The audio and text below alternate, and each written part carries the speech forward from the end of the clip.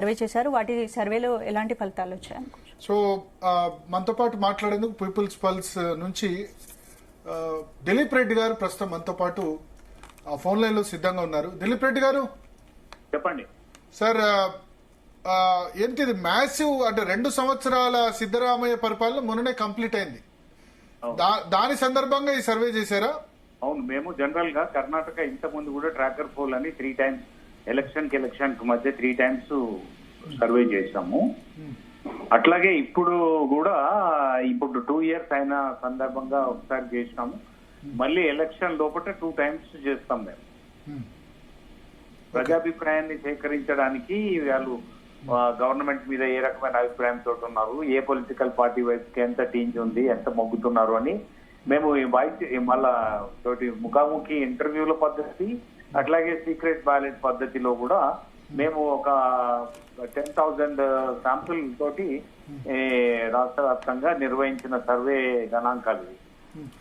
ఇప్పుడు last time బీజేపీకి power లో 2 సార్లు వచ్చింది. యడ్యూరప్ప ఒకసారి ఫుల్ టర్మ్ ముఖ్యమంత్రి ఉండి అప్పుడు 2 సార్లు ముఖ్యమంత్రిగా మార్చారు.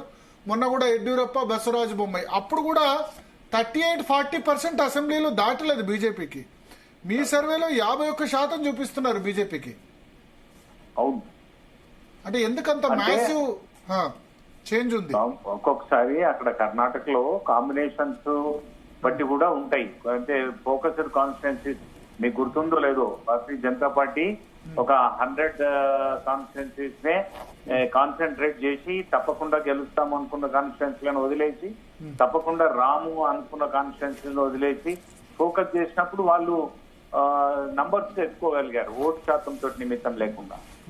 మీరు ఇందాక ప్రస్తావించినట్టు వాళ్ళు పాపులిస్ట్ ఓటు కాంగ్రెస్ ఫేవర్ లో ఉండి పర్సెంటేజ్ ఆఫ్ ఓటు తక్కువ ఉన్నా కూడా సీట్లు లాస్ట్ టైం పవర్ కు వచ్చినప్పుడు కాంగ్రెస్ కు 40%, బీజేపీ 38%, కానీ సీట్లు బీజేపీకి ఎక్కువ వచ్చాయి.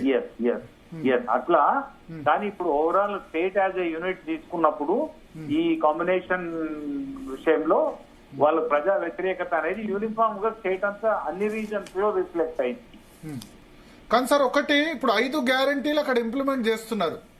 శక్తి, ఫ్రీ బస్ ఫర్ ఉమెన్ మన దగ్గర చేస్తున్నట్టు, గృహలక్ష్మి అంటే 1500-2000 రూపాయలు ఇస్తున్నారు ప్రతి మహిళకి. ఇక్కడ ఇంప్లిమెంట్ చేయట్లేదు ఆ గృహలక్ష్మి, మన దగ్గర ఇంప్లిమెంట్ చేయట్లేదు. కానీ కర్ణాటకలో ఆల్రెడీ మహిళలకి 2000 రూపాయలు ఇంప్లిమెంట్ ఇస్తున్నారు. గృహజ్యోతి, ఫ్రీ ఎలక్ట్రిసిటీ మన దగ్గర లాగా ఇస్తున్నారు. అన్నభాగ్య, ప్రతి ఒక్కళ్ళకి రైస్ ఫ్రీగా ఇస్తున్నారు. యువనిధి, నిరుద్యోగులకి నిరుద్యోగ భృతి కూడా ఇస్తున్నారు. నిరుద్యోగ భృతి కానీ గృహలక్ష్మి కానీ 2 మన దగ్గర ఇవ్వట్లేదు. బట్ గృహలక్ష్మి కింద మహిళలకి 2000 అక్కడ ఇస్తున్నారు. ప్లస్ యువనిధి కూడా, యువనిధి అంటే యువకులకి, అన్ఎంప్లాయిడ్ గ్రాడ్యుయేట్స్ అయితే 3000, డిప్లొమా హోల్డర్స్ కి అయితే 1500 రూపాయలు ఇస్తున్నారు. కర్ణాటకలో 51,000 కోట్ల రూపాయలు ప్రతి సంవత్సరం ఖర్చు పెడుతున్నారు లాస్ట్ 1.5 year గా. అయినా సరే 5 గ్యారంటీస్ ఇంప్లిమెంట్ చేసినా సరే ఎందుకు ఈ సిచ్యువేషన్ ఉంది?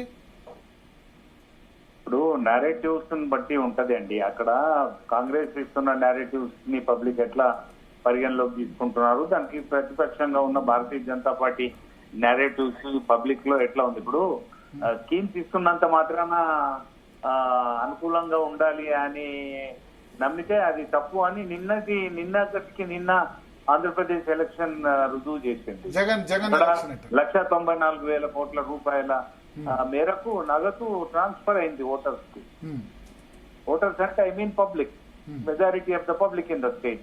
మరి రిజల్ట్ చూసుకుంటే 175 లో 11 స్థానాలకు పరిమితమైంది వైఎస్ఆర్సీపీ. స్కీమ్స్ ఉన్నాయి కనుక ఖచ్చితంగా వాళ్ళకి అనుకూలంగా ఉండాల్సిందే అనుకోవడానికి లేదు. యాజ్ ఆన్ డేట్ ఉన్న పబ్లిక్ మూడ్ అట్లా రిఫ్లెక్ట్ అవుతుంది. దానికి కారణాలు ఏంటంటే ప్రభుత్వాన్ని వాళ్ళు ఇష్టపడట్లేదు. మీరు ఆ రేషియో కూడా ఉంది మీకు ఇచ్చిన డేటాలో. ప్రభుత్వాన్ని ఇష్టపడుతున్న వాళ్ళు ఎంతమంది, పర్వాలేదు అంటున్న వాళ్ళు ఎంతమంది, బాగలేదు అంటున్న వాళ్ళు ఎంతమంది, ఇంకా మరీ అధ్వానంగా ఉంది అంటున్న వాళ్ళు ఎంతమంది, ఆ లెక్కలు చూసినా కూడా అవి ఈ సీట్ రేషియోకి దాదాపు సిమిలర్ గా ఉంది. ఓకే. సో ఓవరాల్ గా ఇప్పుడు 5 గ్యారంటీస్ పట్ల ఏమైనా రెస్పాన్స్ తీసుకున్నారా? ఇంప్లిమెంట్ అవుతుంది దాని పట్ల? క్వశ్చనర్ లో అవి కూడా ఉన్నాయి క్వశ్చనర్ లో. వాటిల్లో కూడా వస్తుందని కొన్ని చోట్ల, రావట్లేదని కొన్ని చోట్ల, సంతృప్తికరంగా లేదు అని కొంతమంది అట్లా అభిప్రాయపడ్డారు. మరి ఆ ఎలిజిబిలిటీ క్రైటీరియాలో ఏమన్నా అసంతృప్తి ఉందా పబ్లిక్ కి తెలియదు. సార్ అంటే ఇప్పుడు ఒకటి మన